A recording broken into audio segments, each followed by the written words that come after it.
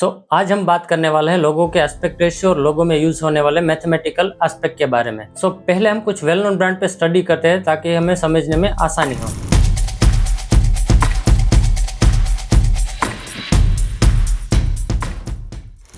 तो अभी मैंने as a reference Apple, Amazon, McDonald और माइक्रोसॉफ्ट का लोगो ले लिया है और फॉर द स्टडी पर्पस इसमें डिफरेंट टाइप के मैंने लोगो लिए हैं, लाइक टाइपोग्राफी, सिंबल्स और कॉम्बिनेशन वाले, ताकि समझने में आसानी हो। तो लोगो टाइप को हम किसी और एपिसोड में समझेंगे। पहले हम इस लोगो में यूज होने वाले मैथ्स के कॉम्बिनेशन को समझते हैं। तो सबसे पहले हम बात करते हैं एप्पल के लोगो की। तो ये लोगो में जो टेक्स्ट और सिंबल के बीच का जो गैप है उसे किस तरह से मेजर किया हुआ है, पहले हम इसे समझते हैं। तो इसे समझने के लिए हम पहले टेक्स्ट की हाइट को बॉटम से और टॉप से अलाइन करेंगे और बीच का जो सेक्शन है उसे हम डिस्ट्रीब्यूट करेंगे 3 या 4 सेक्शन में, ताकि हमें आइडियल स्पेस जो लेटर की हाइट का है उसे हम मेजर कर सकें। तो अभी जो हमने 4 सेक्शन में डिवाइड किया है, तो हम एक सेक्शन को एज ए वर्टिकल करेंगे ताकि हमें एक आइडियल स्पेस मिल सके। तो जैसे ही हम इसको अलाइन करेंगे टेक्स्ट और सिंबल के बीच में, तो ये हमें मेजर करने में हेल्प करता है कि हमें इतनी ही गैप टेक्स्ट और सिंबल के बीच में रखनी है। तो देखिए, एप्पल का लोगो है वो इस मैथ से डिज़ाइन हुआ है और सभी लोगो इसी प्रकार के मैथ्स का यूज़ करके बनाए जाते हैं। तो अब बात करते हैं अमेज़ॉन के लोगो की।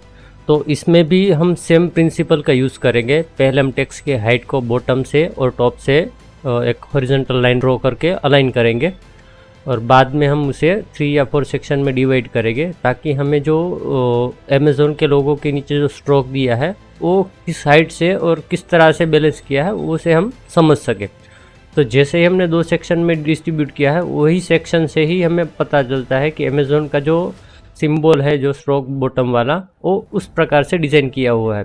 तो ये एक बैलेंस की हायरार्की को मेंटेन करता है। तो अब हम बात करते हैं मैकडोनल्ड के लोगो की। तो इसमें मैकडोनल्ड का लोगो और टैगलाइन दिया है। तो पहले हम मैकडोनल्ड का सिंबल को एक बॉटम लाइन से अलाइन करेंगे और एक लाइन हम टॉप में अलाइन करेंगे, ताकि हमें डिस्ट्रीब्यूट करने में आसानी हो। तो इसे भी हम 3 या 4 सेक्शन में डिस्ट्रीब्यूट करेंगे, ताकि हमें जो टैगलाइन दिया है उसका एक आइडियल स्पेसिंग हमें मिल सके। तो सिंपली हमने इसे 4 सेक्शन में डिवाइड किया है। तो जो 2 सेक्शन वाला पोर्शन है वहीं से हमें टैगलाइन के लिए आइडियल स्पेस मेजर कर सकते हैं। तो अब हम बात करते हैं माइक्रोसॉफ्ट के लोगो की। तो इसमें भी हम सेम प्रिंसिपल का यूज़ करेंगे। टेक्स्ट की हाइट को हम डिस्ट्रीब्यूट करेंगे ताकि हमें सिंबल के लिए आइडियल स्पेस मिल सके। तो इसमें भी हम सिंपली पहले टेक्स्ट की टॉप में और एक टेक्स्ट की बॉटम में एक हॉरिजॉन्टल लाइन ड्रॉ करेंगे, ताकि हमें सिंबल को मेजर करने में लिए आइडियल स्पेस मिल सके।